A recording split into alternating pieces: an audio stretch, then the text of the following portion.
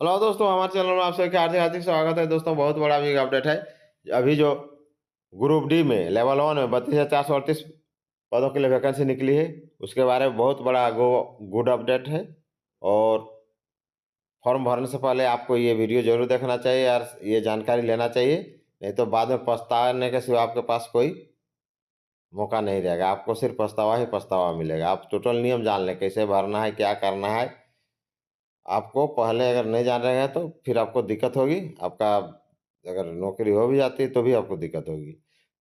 तो इसमें है क्या कि आप एक से अधिक रेलवे और पदों के लिए आवेदन कर सकते हैं, नहीं कर सकते हैं, या क्या कर सकते हैं, और कब तक आपको ईबीसी या सर्टिफिकेट जो है आपको रिजर्वेशन के लिए कब तक का सर्टिफिकेट देना है। इस तरह डिटेल आपके मन में तरह तरह का जो भी क्वेश्चन आता है उसका टोटल आपको इसी में जवाब मिल जाएगा। इसलिए वीडियो आपके लिए है, तो वीडियो को जरूर देखें। क्या ग्रुप डी भर्ती में एक से अधिक रेलवे और पदों पर आवेदन कर सकते हैं? जाने नियम। क्या आरआरबी ग्रुप डी भर्ती में एक से अधिक रेलवे के लिए आवेदन कर सकते हैं? क्या एक से अधिक पदों के लिए आवेदन कर सकते हैं? क्या एक से अधिक पदों के लिए आवेदन के लिए ज़्यादा फॉर्म भरना पड़ेगा? रेलवे भर्ती बोर्ड ने एफएक्यू जारी कर इन सब सवालों का जवाब दिए हैं। रेलवे भर्ती बोर्ड ने कहा है कि उम्मीदवार केवल एक ही रेलवे आरआरबी के लिए आवेदन कर सकता है। आप एक ही रेलवे के लिए कर सकते हैं, एक से ज़्यादा नहीं।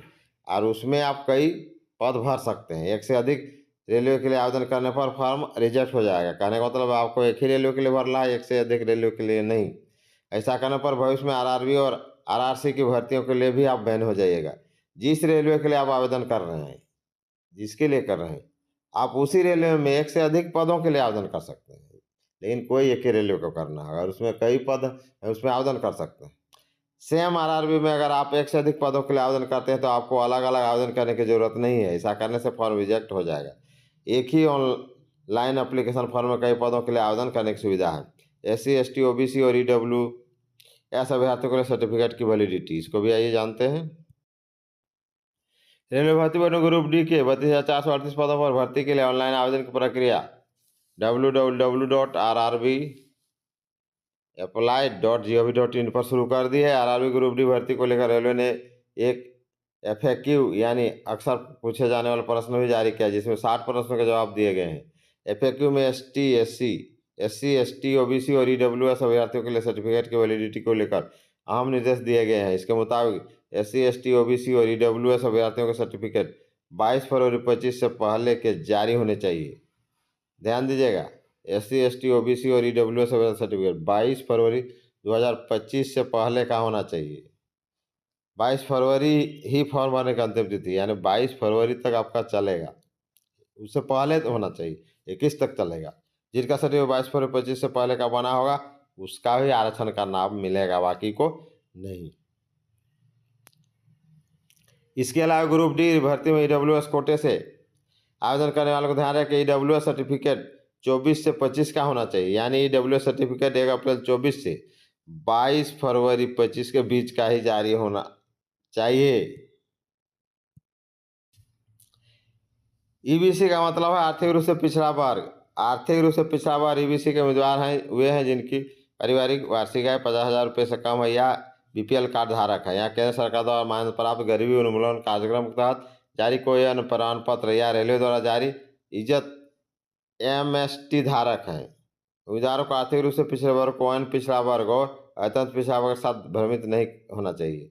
एफएक्यू में यह भी कहा गया है, ध्यान रहे कि ईबीसी कैटेगरी ओबीसी और ईडब्ल्यूएस से अलग है। ईबीसी कैटेगरी ओबीसी और ईडब्ल्यूएस से अलग है। उम्मीदवार को आर्थिक रूप से पिछड़े वर्ग को अन्य पिछड़ा वर्ग एवं अत्यंत पिछड़ा वर्ग के साथ भ्रमित नहीं होना चाहिए। ईबीसी अभ्यर्थियों को फीस में छूट दी गई है। ईबीसी का मतलब है आर्थिक रूप से पिछड़ा वर्ग। आर्थिक रूप से पिछड़ा वर्ग ईबीसी के उम्मीदवार वे हैं जिनकी वार्षिक आय लगभग 50,000 रुपये से कम है या बीपीएल कार्ड धारक हैं। केंद्र सरकार द्वारा मान्यता प्राप्त गरीबी उन्मूलन कार्यक्रम के तहत जारी कोई अन्य प्रमाण पत्र या रेलवे द्वारा जारी इज्जत एमएसटी धारक हैं। ईबीसी वर्ग के लिए कोई पद आरक्षित नहीं है। ईबीसी वर्ग के लिए देखिए कोई पद आरक्षित नहीं है। एफएक्यू में कहा गया है कि उम्मीदवार को सलाह दी जाती है कि चुने गए रेलवे आरआरबी में जितने पदों के लिए पात्र हैं उतने पदों के लिए वरीयता क्रम दर्शाएं। मतलब जितना भरना है अब भरें, 2, 4, 5, 6 जो भी जितना भी आता है, लेकिन एक ही रेलवे में, अलग अलग रेलवे नहीं। एक बार वरीयताएँ सबमिट करने के बाद वे अंतिम होगी और कोई भी बदलाव स्वीकार नहीं किया जाएगा। आपको बता दें कि आवेदन की फीस भुगतान की अंतिम तिथि 24 फरवरी 2025 है। आवेदन फॉर्म में करेक्शन 25 फरवरी से 6 मार्च 25 तक कर सकेंगे। चयनितों को 18,000 रुपये लेवल 1 का पे स्केल मिलेगा। देखिए सब शुरुआत वाला। आपको बता दें इस भर्ती से पहले साल 2019 में रेलवे ग्रुप डी के 1 लाख पदों पर भर्ती निकली थी, जिसके लिए 1 करोड़ लोगों ने 1 करोड़ 15 लाख लोगों ने आवेदन दिया था। दोस्तों ये बहुत बड़ा बिग अपडेट है। अब आशा करते हैं कि आपको सभी प्रकार के प्रश्नों का उत्तर मिल गए होंगे। आप अब आराम से भरिए। स्पष्ट सब चीज़ दिया हुआ है कि आपको सबसे पहले तो एक ही रेलवे में भरना है, जिस भी रेलवे में भरिए उसी पर आप जितना पद है अलग अलग पद भर सकते हैं। और आपका रिजर्वेशन के फायदा के लिए तो दिया हुआ है कि आपका सर्टिफिकेट जो है 22 फरवरी लास्ट डेट है, तो उससे पहले यानी 21 फरवरी तक का चलेगा होना चाहिए। और ईडब्ल्यूएस का भी दिया हुआ है उसी सेशन 1 अप्रैल से, यानी उसे ओबीसी जो भी हो टोटल इसको देख लीजिए, उसके बाद फॉर्म अप्लाई कीजिए। नहीं तो चैनल को लाइक शेयर कीजिए। जय हिंद, जोहार झारखंड।